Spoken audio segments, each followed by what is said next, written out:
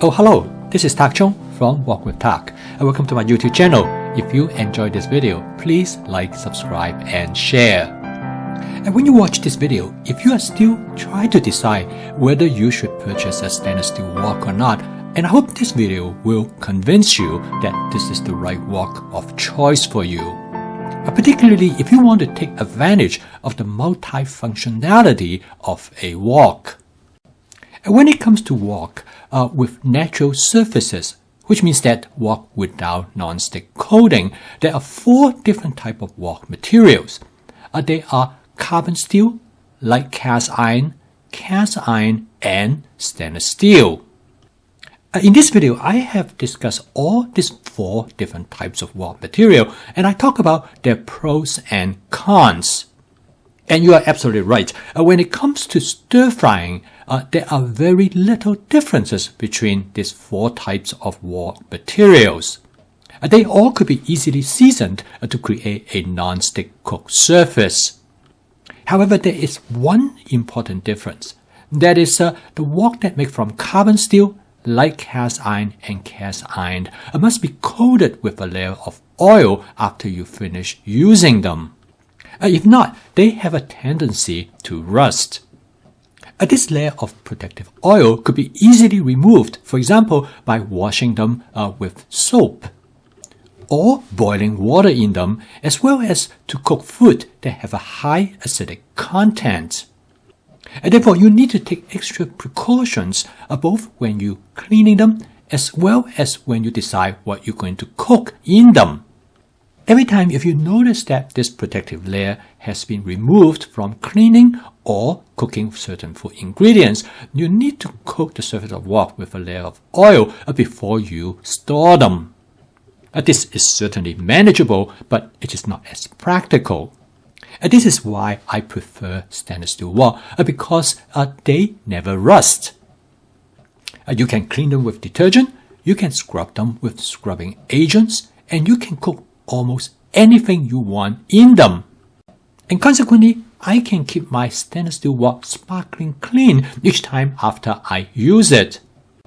If you just purchase a new stainless steel wok, I want to show you something you can do with it that it is perfectly suited for, better than any other cooking utensils that you might have in your kitchen. I could not emphasize more how valuable a wok is, particularly for boiling spaghetti noodles. I have yet to find another cooking utensils that will do a better job. I used to hate making spaghetti noodles as well as other noodles because it's just an unusual cooking task. I have to keep a special pot just for boiling spaghetti noodles. And most of the time, the noodles just won't fit in the pot. In this video, I'm going to show you how to boil spaghetti noodles in my Cuisinart 14-inch stainless steel wok. Once you have done this, you will never go back to boil spaghetti noodles in any other ways. Okay, let's go into the kitchen. I'm going to show you how to do this. I first fill the wok with water to about 1.5 inch to the top of the wok. I turn the stove to high to boil the water. Once the water starts to boil, I add 2 pounds of spaghetti noodles. One of the best thing about the wok in boiling spaghetti noodles is because spaghetti noodles comes in 12-inch in length. Since my wok has a 14-inch opening, it fits perfectly in the wok.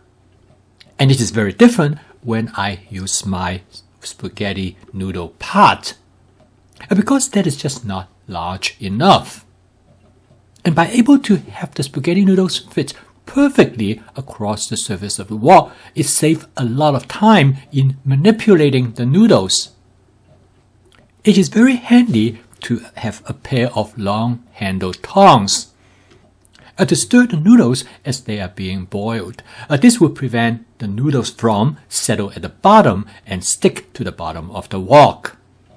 And when I boil spaghetti noodles in a pot, that has always been a problem because some of the noodles tend to settle at the bottom of the wok and they got stick, and quite often they get burned. Now the capacity of the wok is quite amazing because here I am boiling 2 pounds of spaghetti noodles. And because the way how they lay across the surface of the wok, and it doesn't seem to be crowded at all. And this will not be the case if you boil in a spaghetti pot, even if you have a large spaghetti noodles pot. And in my case, I find myself always seems to be that I'm running out of room. I have kept the stove at a high setting, as you notice that the water boils only gently. And because of the large opening of the wok, I don't have to worry about the water in boiling over. And this is definitely a distinct advantage over a spaghetti noodle pot because you always have to worry about the water in boiling over. Before I use my wok to boil spaghetti noodles, I always dreaded the process of cooking spaghetti noodles because I find myself to be highly vigilant during the cooking process, worrying about the water is going to boil over and make a mess on top of the stove. And in the past, when I boil my spaghetti noodles in my spaghetti pot, even the pot is very large, I find it very difficult to stir the noodles. In order for the noodles to fit in the spaghetti noodle pot, they all tend to be twisted together with each other. In this case, because you can lay the noodles flat across the surface of the wok, you don't have any problem in stirring them. And with my pair of tongs, I can gently lift the noodles from the bottom and put them on the top and allow me to recycle them. This not only will prevent the noodles from sticking to the bottom of the wok, but it also will help to cook the noodles more evenly. And also because how the way the noodles lay across the wok, they have far less tendency to settle at the bottom. So I don't have to stir them as frequently as I would if I am cooking them in a spaghetti pot. Because of the size of the wok as well as the amount of water in the wok, together with the way how the heats are being distributed, I feel that I can cook them in this wok faster than if I would have cooked them in a spaghetti noodle pot. So here I'm cooking 2 pounds of spaghetti noodles in the wok, and it takes me about 6 minutes to cook them to al dente. And this is not bad at all. By able to cook 2 pounds of spaghetti noodles in about 6 minutes. Once I cook the spaghetti noodles to the texture that I want, I stop them from further cooking by transferring them to a large bowl of cold water. Because there's a lot of noodles there, the best way for me to do that is to use my pair of tongs to transfer them to the cold water. For me, this actually works much better than pouring the spaghetti noodles out from the wok into a colander. Because there's a lot of spaghetti noodles there and the wok is quite heavy. I was able to find an oversized colander which worked really well for this purpose. I'm not able to find the one exactly what I have, but this one might fit the bill as well. And then I take the entire colander over to the sink. I empty the water and then I rinse it a little bit more with tap cold water. And our 2 pounds of spaghetti noodles end up with a lot of noodles, and I store them in the plastic container in the refrigerator. After I use what I need on that day for spaghetti meal. I find that by storing spaghetti noodles in the plastic container like this, they actually have excellent shelf life. Now when I boil the spaghetti noodles, I do not add any salt or oil. When I store them, I also do not add any oil.